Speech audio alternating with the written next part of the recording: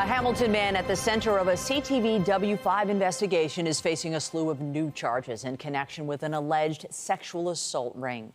Good evening. We are learning of new charges against Brian Hayward, who appeared in a Hamilton courtroom today. And a warning, some of the details in this story are disturbing. The new charges come amid a W5 investigation into a network of thousands of men who allegedly secretly drug their partners and then post videos online. CTV's John Musselman has the story. 36-year-old Brian Hayward appeared in a Hamilton courtroom today. He is facing additional charges in connection with an alleged sexual assault ring that was the center of a wide-scale W5 investigation. The new charges come amid an investigation into a network of thousands of men who allegedly secretly drugged their wives or intimate partners, then posted the videos online. Hayward's profile was discovered in the platform where he allegedly uploaded what may be the drugging and raping of at least 5 or 6 different women. Hamilton investigators say there may be more victims out there. We do believe that there would be more victims that may not necessarily know that they were victims of Brian Hayward. We are appealing for anyone that's had contact with Brian in any capacity that they may be a victim to reach out to us and have a conversation with us. Hayward is facing the following new charges, including 12 counts of aggravated assault, administering a noxious substance, administering a drug to overcome resistance, voyeurism, and distributing intimate images without consent. Hayward was arrested back on May 16th after W5 alerted Hamilton police about his potential crimes. The contractor's ex-wife, who CTV News agreed to identify only as Rachel to protect her identity, previously told W5 that he allegedly drugged their then 11-year-old daughter back in 2023. Hamilton police say they laid the additional charges as the investigation progressed, and they identified more victims. None of the charges have been proven in court. And the accused in this case remains in custody. He'll be back in a Hamilton courtroom on July the 11th. John Musselman, CTV News. One person is dead and another is in hospital after a crash north of the city this afternoon. Our CTV News chopper was over the scene near Highway 9 and Weston Road in King Township, just west of the 400. An SUV can be seen off the roadway wedged between bushes on a nearby property. The ages of the victims have not been released. Significant road closures remain in the area as the OPP continue to investigate. Remember, there were a series of incidents in which rocks were thrown at moving vehicles. Well, provincial police have now laid more charges against 2 teens. Between September and November of last year, OPP say they received reports of rocks being thrown at moving vehicles on Highway 48 in Markham. In one case, investigators say it caused a crash where 2 people suffered life-threatening injuries. In another, a rock went through the window of a GO bus. 2 18-year-olds are now charged with aggravated assault, mischief endangering life, and mischief damage to property. Their names cannot be released because they were youths at the time of the incidents. OPP confirmed the same suspects are already facing charges from York Regional Police in connection with other rock-throwing incidents dating back to last July. Meanwhile, Toronto police are asking for your help identifying this suspect. Around 11:30 p.m. on Canada Day, investigators say he struck a crowd of people with his motorcycle at the waterfront near Queens Quay. One person suffered minor injuries, and police say the suspect then fled the scene, leaving his motorcycle behind. Anyone with information is asked to contact police or Crime Stoppers. Officials in Hamilton are sharing new details about a fire that tore through a former care facility overnight. A bit after 1 in the morning, crews responded to 83 Emerald Street South, the former site of the Emerald Lodge. At its peak, 50 firefighters battled the blaze and more resources were brought in. Eventually, firefighters inside the building were ordered outside, and shortly afterward, the roof collapsed. The bulk of the fire was extinguished by late that morning, and no injuries were reported. As people look to spend more time out on the water this summer season, Toronto Fire Department is ramping up its capacity to respond to emergencies. The city unveiled 2 new vessels today that will make it easier to respond to search and rescue missions. CTV's Beth McDonnell joins us now live from the waterfront with all the details. Beth. Nathan, it's a beautiful day and lots of people are enjoying the waterfront, but things can turn in an instant. And now the city has 2 new boats to better respond in emergencies. Fireboat 334, may she serve with honor and return with all hands safe. And with that blessing, Toronto's new fire rescue boat is ready to respond. This, its maiden voyage, now officially on alert for fires, water rescues, evacuations, hazardous material spills, and medical emergencies. As Toronto's waterfront and island communities continue to grow, attract more visitors, and support increased residential and commercial activity, the addition of a new purpose-built fireboat is essential for Toronto Fire Service to maintain operational readiness. Manufactured in Kingston, Ontario, Fireboat 334 replaces the William Thornton, a former Coast Guard ship used over the last decade.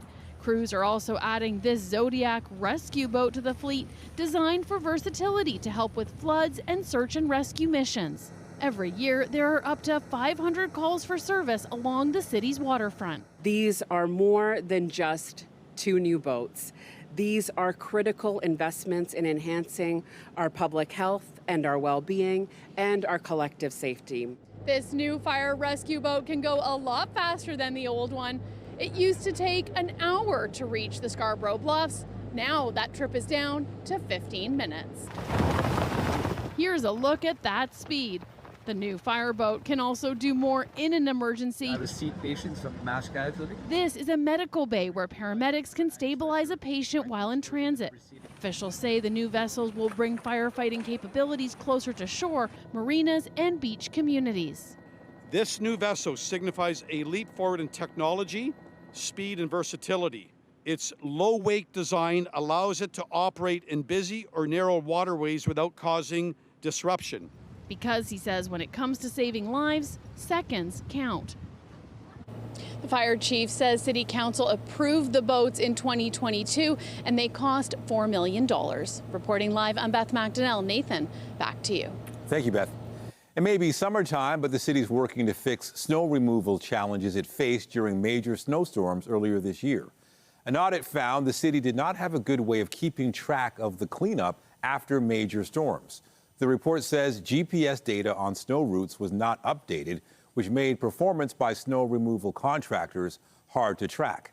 A spot check of field audits indicated there was missing information in more than half of the audits. The report says proper documentation is critical, and despite audits aimed at ensuring proper snow removal in previous years, critical issues remain. And from the snow to extreme warmth, the city is now under a heat warning for this weekend, with humidex values expected to reach 40 degrees. Right now, however, the warmth is comfortable. Look at this beautiful skyline shot. Fabulous Friday evening on tap before nature turns up the heat in a big way. Let's have a look at the heat warning right now, stretching right across the region. This weather event is for Saturday through to Sunday night. We've got the high temperatures in the 30s mixed with that humidity, making it feel so much warmer. In fact, the city of Toronto now says that they are going to have 8 city pools open late tomorrow night till 11:45 to help people beat the heat, because really it is going to feel very uncomfortable, especially if you don't have air conditioning. For right now, though, the satellite radar not showing anything. It is a beautiful sunny evening in the city of Toronto. The winds very comfortable, a little bit stronger in Toronto, but not bad at all. Not much in the way of humidity, but it does feel like 29 in Hamilton, 35 in Windsor. Here in Toronto, 26 degrees in the islands, feeling like 27 at Pearson. And look at tonight, light winds, 17 degrees, very comfortable. But what's headed our way tomorrow is going to be anything but. We'll walk you through it a little later in the newscast. The boys of summer are on a hot streak, which has vaulted them into first place in their division. The city is abuzz with excitement and optimism for the rest of the season after the Blue Jays swept the New York Yankees at home this week. Our Allison Hurst joins us live outside Rogers Center, where the Jays are looking to continue their winning ways. They're hosting the LA Angels tonight. Allison, what have you been hearing from fans? They're so excited. They are. They're so excited, and we've actually had the chance to talk to fans who are here from both coasts who've come to take it all in, some going to the series that just ended, others heading to the next one that starts, but all of them getting swept up in the excitement. That'll do it. The Yankees leave Canada dry. A 4-game series sweep at home against the Yankees, a franchise first, and knocked them off the top spot in the division. We made special arrangements flying from Halifax early yesterday morning had to change their airline tickets to see the game last night. And was it worth every penny? Bill Karsten, his daughters and granddaughter, travel to see the Jays every year and have quite the record. Go Blue Jays, go! The actual record would be somewhere in the ballpark of 9 wins out of 12. Support welcomed by a team insiders had written off earlier in the season. It is a shift of power, and it is a wake-up call for all of them. Worth seeing for fans from the other coast, too. Susan and Doug McLeod and Shannon Delosky are here from Dawson's Creek. Traveled a long way to see them keep winning. They're just doing the right things they need to do to win. They're here for the next series, but they caught last night's game. And he's done it again! When George Springer went deep twice to clinch the series sweep. How about those Springer dingers, right? Setting them apart from the division, the Jays are alone in the top spot in the AL East. The building has been electric, the fan base, just the atmosphere in here, it feels different, and it's something everyone in Toronto should really experience. Ethan Evans and his family chose a staycation to take in the excitement. I think they can win against the Los Angeles Angels, and I'm excited. For Emma Keating, attending tonight's game is a high school graduation gift. It's pretty exciting, yeah, because last season they weren't doing very well, but this season they're doing very well. Derek Burns came from South Porcupine near Timmins for Canada Day and decided to stay for the whole series. A great rivalry, and it turned out to be nothing more than spectacular. Fans hope the offense keeps rolling into the next series. The Jays are now looking to hang on to that top spot of the AL East. This is the latest into the season that they've led the division since 2016. The next series kicks off tonight against the LA Angels. Reporting live, I'm Allison Hurst. Nathan, back to you. Thank you, Allison. As we head into the weekend, there are some transit disruptions to keep in mind. Subway service will end at 11 p.m. between St. Clair West and St. Andrew stations on Line 1 tonight. Then tomorrow and Sunday, Line 2 trains won't be running between Kipling and Jane. The closures will let TTC crews carry out some planned maintenance. Shuttle buses will be running instead. And heads up for GO Transit riders, there'll be no train service on the Stouffville line on Saturday or Sunday. Metrolink says construction upgrades are taking place, and that means riders will have to use replacement buses. They'll serve all stops outside the TTC service area, as well as Union Station. Riders within the city are advised to take local transit. Next to a story of red tape tying up the success of small business. An East End brunch bistro is missing prime patio season as it waits on a permit being held up at City Hall. CTV's Natalie Johnson reports. 1 block from the beach and nestled on a Queen Street corner. We get a beautiful shade and then we get a nice breeze from the lake. This 80-seat patio at TRA's Brunch and Bistro doubles the size of this new to the neighborhood hotspot. This was an abandoned restaurant a year ago. We spent a lot of money trying to make it look pretty, and I know this is adding value to beaches. But halfway through patio season, this sidewalk cafe is sitting empty on a summer's day as the owner battles City Hall for the permit that would allow it to operate. We're not a bar, we don't cause any trouble to the neighborhood, yet it's been a roller coaster trying to get a permit since like February. Anota Tamish opened TRA's in 2024 and operated this patio last summer with the permit. The restaurants that were in the space before hers offered outdoor seating here for years, and dozens of curb lane and sidewalk cafes along her stretch of Queen East have been up and running for months. Look, I expected more from the city. I really expected more, because they always talk about supporting small businesses. The city sent out letters to residents within 30 meters of the restaurant when it received the application notifying them of the proposed patio. Only 2 objections were filed, but that was enough to trigger automatic refusal of the permit. The default answer at the City of Toronto is too often no.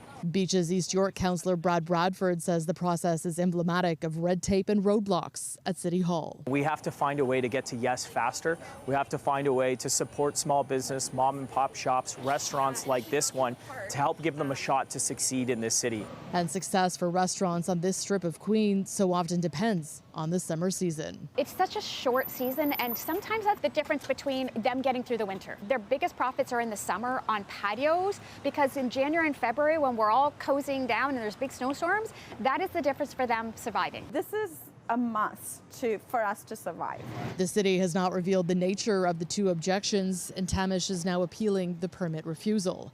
Worried, though, that the warm weather will have come and gone before it's decided. We just have a beautiful space that we can't really use. A bustling bistro trying to make the most of its picture-perfect patio before the door closes on the summer season. Natalie Johnson, CTV News. There's an update on a serious crash yesterday afternoon in Missaga that sent 5 people to hospital, including 4 children. This crash happened around 4 yesterday afternoon on 9th Line in Candlelight Drive, east of Highway 407. At the time, a woman and 3 children were rushed to hospital in critical condition. A 4th child was taken to hospital with serious injuries. Everyone is now considered to be in stable condition. The woman is the mother of 2 of the kids, and the other 2 are their friends. They range in age from 9 to 12 years old. Police continue to search for suspects who fled the scene on foot after abandoning a black Range Rover that was involved in the crash. The occupants of the Range Rover are described as young men wearing dark clothing. Turning now to a terrifying situation for a Toronto family sailing in the Caribbean. Their 41-foot sailboat blown into a reef before a dramatic rescue by the U.S. Coast Guard. CTV's John Woodward has more on the family's efforts to rebuild and return home. This video from the U.S. Coast Guard shows a dream voyage's tragic end, run aground on a reef in the Bahamas. The vessel Mischief was the pride and joy of Krista Shaw and Tony Bryant, who spent years working in Toronto, saving up to set sail for a life at sea they documented on Instagram. We were part of the downtown Toronto rat race for 9 years. Got on the move at 6:30 By 2023, they were working remotely from the sailboat deck and showing their 8-year-old daughter Adelaide the world. Every place we'd go to, there'd be something different. Like there's dolphins jumping off the bow. Like we'd learn about dolphins. Then on Sunday, some 5,000 nautical miles from where they began, it was the weather making mischief. Their vessel was blown off course into a reef in the Bahamas. Waves battered the vessel. It took on water through a hull breach. They frantically put Adelaide in the life raft. It's something that will stick with me for the rest of my life. But she turned to me and she said, "Dad, are we going to die?" I said, "Not tonight, kiddo. We ain't dying tonight." A passing ship heard their mayday calls via flashlights and flares and called the U.S. Coast Guard, which launched a helicopter. Shockingly, the most amazing noise I've ever heard, hearing a helicopter approaching. By 2:30 in the morning, the family was hoisted into the chopper. I'm sure it was very scary for her because the noise and the whipping, the spray of the whipping water. And I think at that point for me, it was the moment where I was like, okay, we're going to be okay. They're alive and grateful, though almost everything they owned is in the ocean. We need to get some identification so we can fly, or anything so we can fly back to Canada. Heartbreaking for them to see the sailboat Mischief, their home for almost 3 years, wrecked on the reef. The next step for this family, replacing lost passports and getting back to Canada. They've started a GoFundMe page to help with expenses in the Bahamas and on the journey home, and they're hoping that Canada's Global Affairs staff will come through. John Woodward, CTV News. To the latest now on the wildfires in Ontario and out west. An evacuation order has been issued for the residents of a town in northern Manitoba. Officials in Lynn Lake say a loss of power is also expected. And if the blaze affects transmission lines, the resulting outage could last as long as a month. In neighboring Saskatchewan, 5 communities are under wildfire evacuation orders. Meanwhile, more than 2,000 people can start returning to Sandy Lake First Nation in northern Ontario. Security and essential service providers are going back first. A wildfire forced the community to evacuate last month. New data is showing Ottawa's ambitious defense spending plan is also expected to significantly raise Canada's deficit in the coming years. At the same time, a Canadian think tank is predicting to keep finances in order, there will be cuts to public service. CTV senior political correspondent Mike LeCouture explains. Canada will achieve NATO's 2% of GDP target this year. That promise will cost the government $9 billion this fiscal year. But a new study by the C.D. Howe Institute says when you add in other election promises, Canada's deficit could balloon to $92 billion. This is now surreal. I mean, we're sitting on a deficit that's already probably $70 billion without doing any of these. Surely they're not going to come, but they were in the election platform. That platform also promised to offset spending by finding billions in operating efficiencies. A report from the Canadian Centre for Policy Alternatives believes that will mean cuts to the public service. Now it's 24%, which would actually be the biggest cut to federal government operating expenditures ever for those departments. Both think tanks say their reports are estimates based on available data in the absence of a federal budget, which opposition parties complain should have been presented before Parliament went on summer break. A statement from the finance minister's spokesperson said the government is making targeted investments to support the middle class, adding, "We remain committed to a responsible fiscal approach, one that strengthens Canada's position as the strongest, most resilient economy in the G7. There's not a lot of waste. Public service unions warn if the government starts to cut jobs, Canadians will feel it. You know, you look at the various departments like National Defence, Indigenous Services Canada, Statistics Canada, Health Canada, you know, those are not departments you're cutting. They are providing key services to Canadians day in, day out. Other public service unions confirm thousands of jobs have already been cut, and they warn Canadians will feel the effects when they apply for a passport and file their taxes. Mike Lecouteur, CTV News, Ottawa. Donald Trump is celebrating July 4th at the White House, where he has signed into law his tax cut and spending bill. I've never seen people so happy in our country because of that, because so many different groups of people are being taken care of, the military and civilians of all types, jobs of all types. We're adding things like the biggest tax cut in the history of our country. The bill will fund the U.S. president's immigration crackdown, make his 2017 tax cuts permanent, and could leave millions of Americans without health insurance. Republicans say the legislation will boost economic growth, while analysis predicts it will add $3.4 trillion to the nation's debt. It's also been a memorable July 4th for Joey Jaws Chestnut. The famed competitive eater won his 17th mustard belt at the annual hot dog eating contest in Coney Island. 3, 2, 1, go!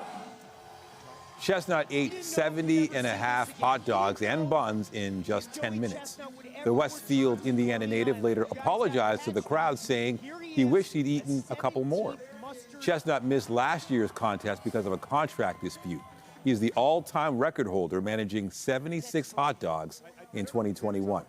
In the women's division, defending champ Mika Sudo of Tampa, Florida, won her 11th title today. She finished off 33 hot dogs, and that was down from her record-setting performance a year ago when she ate 51. And back home, a Canadian country music superstar took center stage as the Calgary Stampede kicked off today. How much fun would this be, though, if you're in the crowd? Oh. Right down to see a star like that. Oh, yeah. gosh. That's none other than Shania Twain, who served as the Grand Marshal of the parade, which drew 300,000 people to the streets today, according to the police estimate. The parade launches a 10-day celebration of the Western way of life. Last summer, the Stampede attracted almost 1.5 million people. Coming up, actually, I'm Pat Ford. Coming up, everyone likes to get new clothing once in a while, but when you get a new shirt or blouse, do you wear it right away or wash it? I'll have consumer alerts. That's just ahead.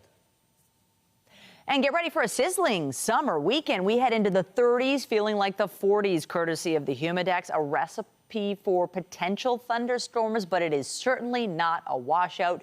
You will have to bear in mind the heat could be quite oppressive. We'll walk you through what's heading our way just ahead.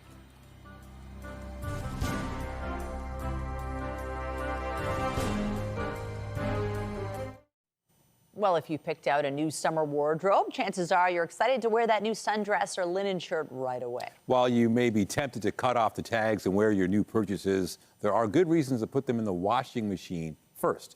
Here's Pat Foran and Consumer Alert. Pat. Thanks, Nathan and Michelle. Many of the clothes we buy are imported from other countries, and they've gone through many different processes before ending up here. There may be chemicals, dust, and dirt lurking in the fabrics, which is why it's recommended you wash new clothing before wearing it.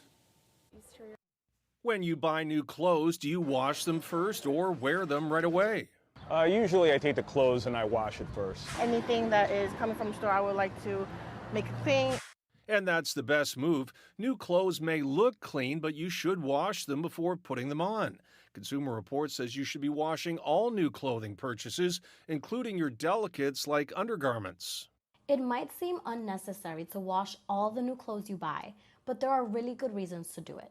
For example, chemicals from the manufacturing and finishing process can still be on the fabric, and for someone with sensitive skin, that can cause irritation. That's especially true for babies. Their skin is more delicate and sensitive than adults, which means they're more vulnerable to harsh chemicals left behind in new clothing. So you're not just wearing a new outfit, you're wearing everything it picked up along the way. A lot of the clothes we buy are made overseas and pass through a long supply chain. Once they arrive at the store, they're handled, unpacked, and tried on. Along the way, they can pick up dust, dirt, and even bugs. So how do you wash new clothing the right way? Laundry expert Richard Handel has some advice. Wash clothes with similar colors together. Some brightly colored garments can bleed or fade during the first wash. Washing in cold or cool water and the gentle cycle can minimize that and also reduce the risk of shrinking. Handel also recommends using a gentle detergent, especially for people with sensitive skin. And don't forget to check the care label. Following those instructions will help keep your clothes looking newer longer. And Consumer Reports does not recommend using fabric softener. It can irritate sensitive skin and also leave residue in your washing machine, which can cause gross mold growth. Over time, it can also make your clothing more flammable, too. On your side, I'm Pat Foran. If you have a consumer story idea, email us at alert@ctv.ca.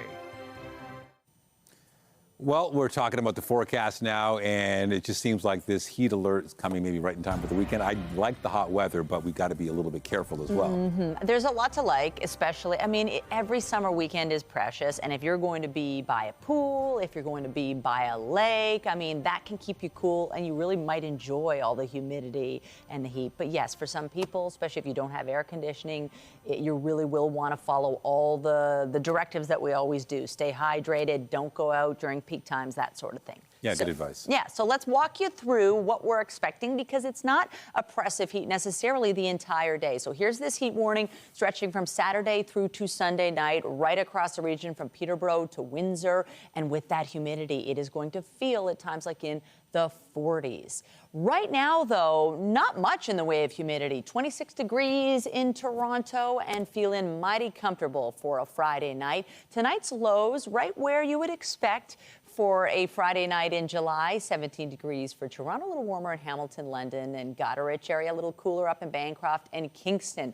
When you wake up tomorrow morning, 5 a.m., expect clear conditions, 17 degrees, a little bit warmer by 7 o'clock with a sun cloud mist, and by 9 a.m., 20 degrees, but with the humidity that's starting to build, it'll feel like 25. Tomorrow's high, we're anticipating will hit 31 degrees, feeling about 10 degrees warmer with that humidity. Toronto looking like the hottest spot across the region.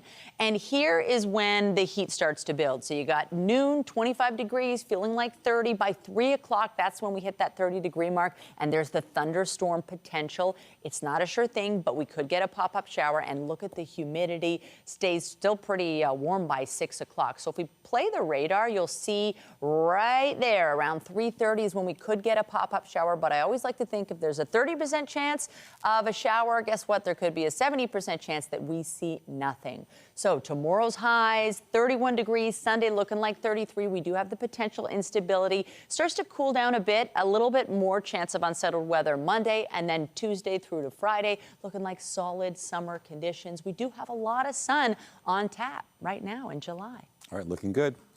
Well, it was feared the final buzzer had sounded at this historic Weston Lions Arena, with the community hub set to be redeveloped. But it does appear the puck will drop once again, at least for one more season, as the local hockey association works to find a new home. CTV's Sean Leithong has the story. It was feared that the historic Weston Lions Arena had seen its last hockey game, that Weston minor hockey players would never again walk down these halls onto the ice they call home. But now? There's hope for Weston minor hockey. There's hope past this year. And which is amazing because last time we talked, there was no hope past September, potentially. We first reported on the story 2 weeks ago that Maple Leaf Sports and Entertainment was working with the city to transform Weston Lions Arena into an MLSE launch pad, providing free sport to kids at a multi-sport facility.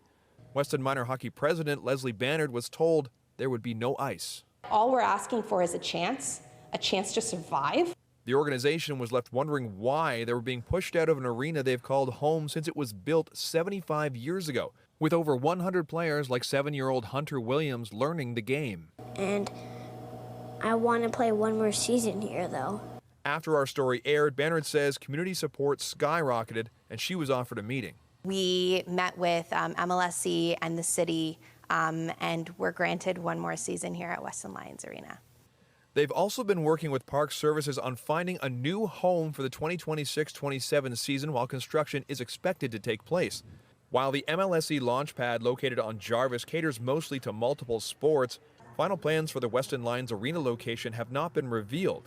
Councillor Francis Nunziata sent a statement saying, "I, the city, and Weston Lions all look forward to being able to provide more details once plans are solidified this coming fall." Maple Leaf Sports and Entertainment also provided a statement saying, "A key part of this process is working diligently with the City of Toronto, local councillors, and the community through public consultations to ensure any existing programming, if applicable, will have a suitable alternative location and that the selected space creates opportunity for thousands of local youth to access sport." I would love to see ice, but as long as the community has their say, that's what matters to me. While Weston Lions Arena has a rich history, it's also the story of Bannard's family, having grown up playing here, becoming a coach, and even married at center ice, with kids now soon ready to skate. I've thought a lot about it, and to have one more year staring at this roof, staring at, the gondola with the big logo on it, and, staring up at our banner hanging up in the corner there, it's just going to be a really special year. If this is the end of Weston, Bannard sees this season as a chance to say goodbye. Sean Leathong, CTV News. With the 2026 FIFA World Cup set to kick off less than a year from now, a new poll is highlighting concerns from residents regarding footing the bill. The Leger poll found half don't think the games are worth the cost of hosting, with about 40% saying the games are worth the money spent. The rest are undecided.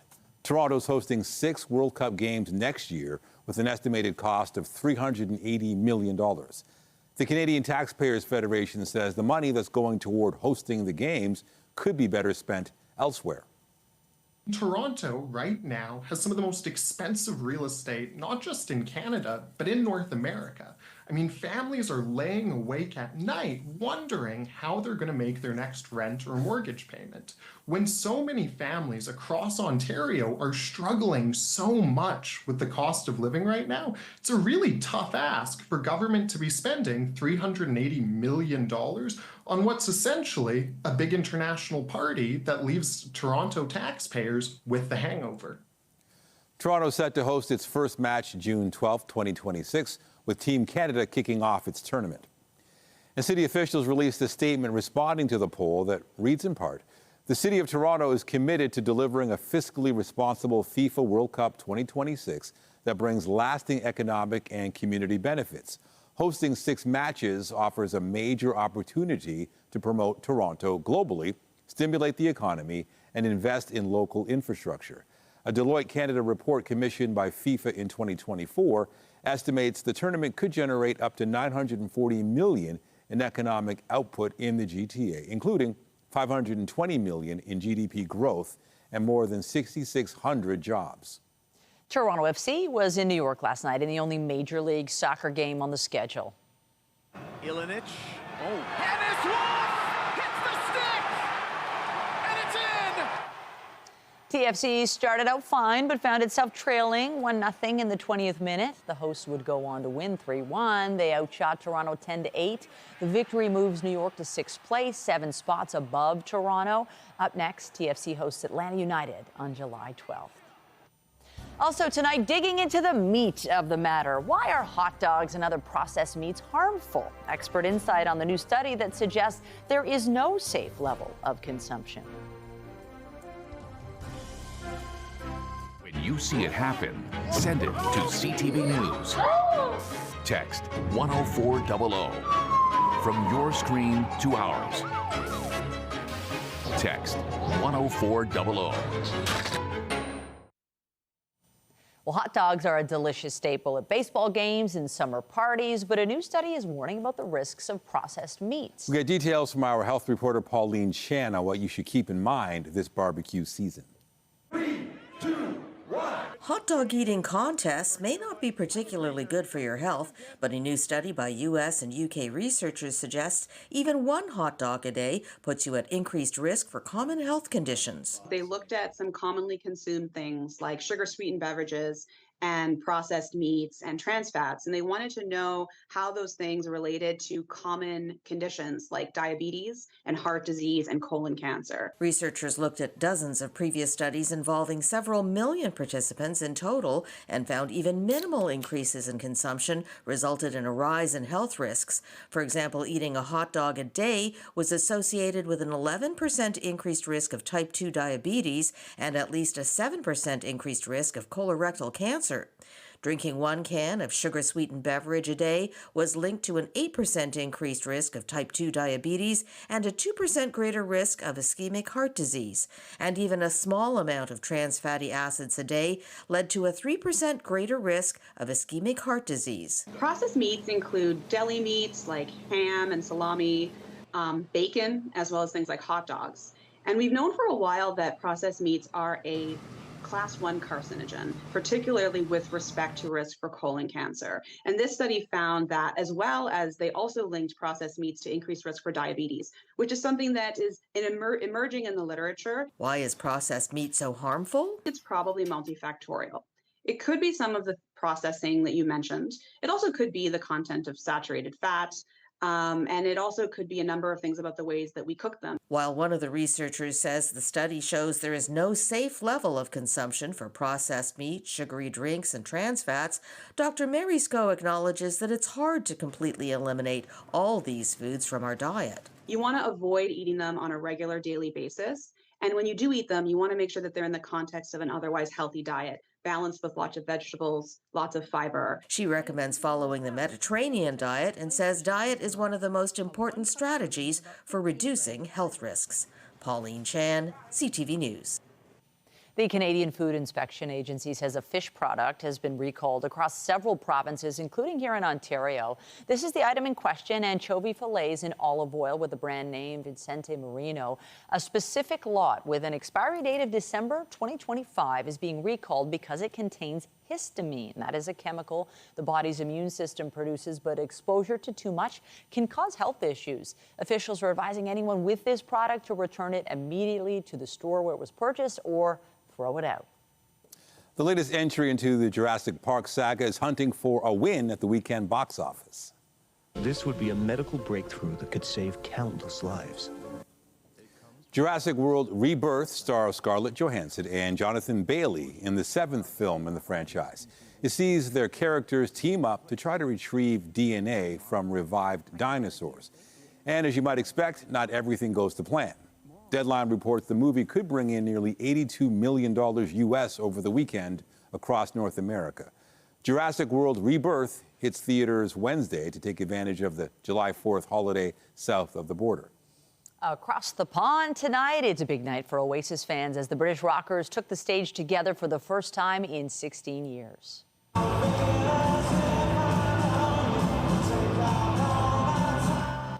This was the scene inside Principality Stadium in Cardiff, Wales this evening. The Gallagher brothers set aside their past hostilities and kicked off their reunion tour with their song Hello. Oasis are scheduled to play their first North American shows and only Canadian stops on August 24th and 25th at the new Rogers Stadium here in Toronto. After the break, housing sales are on the rise, but still lag behind last year's numbers. A closer look at the Toronto real estate market and why experts believe sales will continue to climb.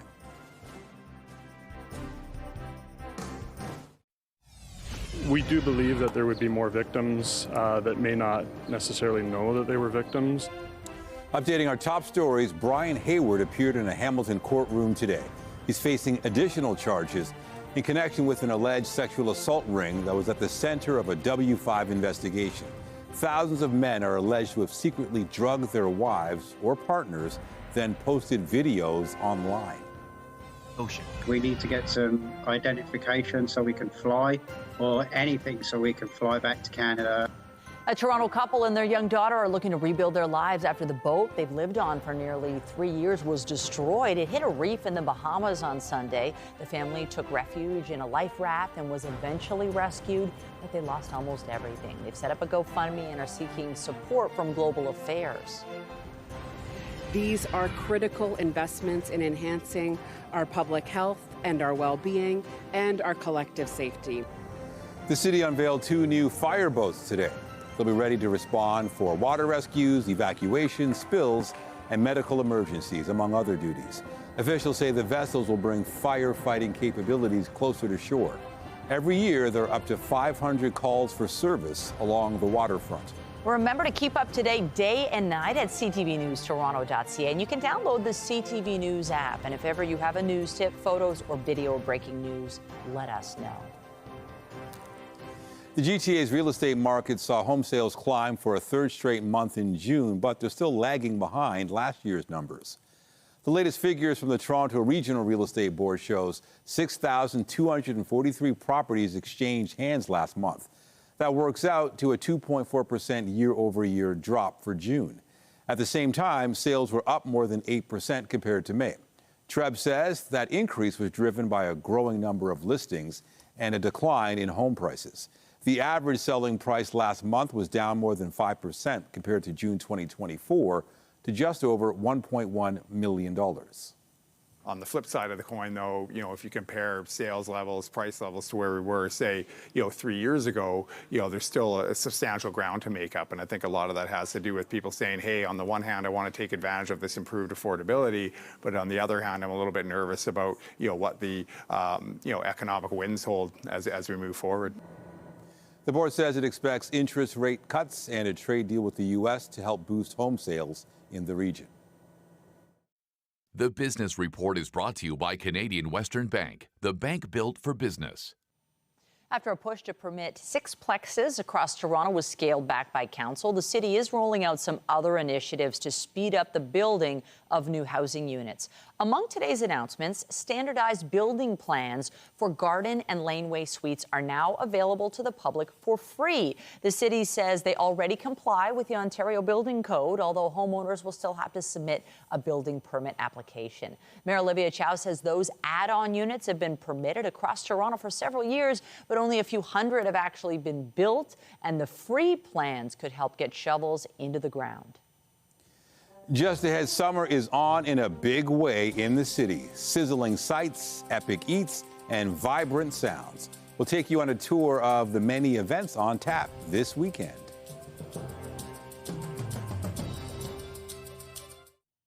Well, it's going to be a hot summer weekend in the city, and there is lots going on for people to enjoy for those staying in town. Several popular summer staple events are underway, including many food festivals that are sure to get the taste buds tingling. Summerlicious is back for another season. This culinary event kicked off today, and it aims to encourage residents to try new restaurants. There are more than 200 businesses participating, serving up 3-course fixed-price menus with lunch prices ranging from $20 to $55 and dinner from $25 to $75. Summerlicious runs until July 20th, and full details can be found on the city's website. And there will be lots of tasty food at the Taste of Lawrence this weekend. More than 150 vendors are taking over the road for Scarborough's largest street fest. Here's a look at the festival getting set up tonight. The event got underway at 6 p.m. and runs till Sunday night. Lawrence will be closed between Warden and Birchmount for the festivities. Along with plenty of food vendors, crowds can enjoy midway rides and live performances. Moving west of there, the Taste of the Middle East happening at Nathan Phillips Square this weekend. It highlights food, art, music, and Arabic traditions. Here's a look from our CTV News chopper at the festivities. A great view from up here. They began at 6 o'clock tonight, and this event runs until Sunday at 9 p.m. Organizers say there are more than 60 live performances planned for this year's event. And dance moves will be taking over a West End street this weekend. Salsa on St. Clair gets started tomorrow at 8 a.m. and runs till Sunday night. St. Clair will be closed between Christie and Winona Drive for the festival. Attendees can enjoy Latin food from over 15 countries, live performances, and interactive classes. Well, lots to do and what I love is all the festivals, including the Argos play and the Blue Jays. So plenty of things to do. The summer is in full swing. So exciting. And however you choose to spend this weekend, just know the heat will be on. It's ramping up in a big way tomorrow, enough to warrant a heat warning. Let's have a look. The heat is on from Peterborough to Windsor, Owen Sound to Niagara Falls, and in between. The humidity is really going to make it feel like into the 40s, temperatures into the 30s. Make sure to keep in mind those who are vulnerable as you plan your weekend. But right now, very comfortable conditions across the region, not too much in the way of humidity. If you're heading to cottage country, they've got the heat too, and more potential for stormy weather. So just keep that in mind. Certainly not a washout, but we do have a recipe for potential pop-up thunderstorms. So again, Saturday, Sunday, we're into the 30s, humidity making it feel like the 40s. Tomorrow afternoon around 3, that's when we could see a thunderstorm. And then as we head towards next week, cools down a bit, but a good stretch of next week is looking very nice. That's it for us, but you can join Omar Simsidina tonight at 11 for CTV National News, followed by Zurida Allman, who has your next local newscast at 11:30. Meantime, our coverage continues anytime on CP24 and at ctvnewstoronto.ca. For the whole team here at CTV News, thanks for watching and have a fabulous weekend.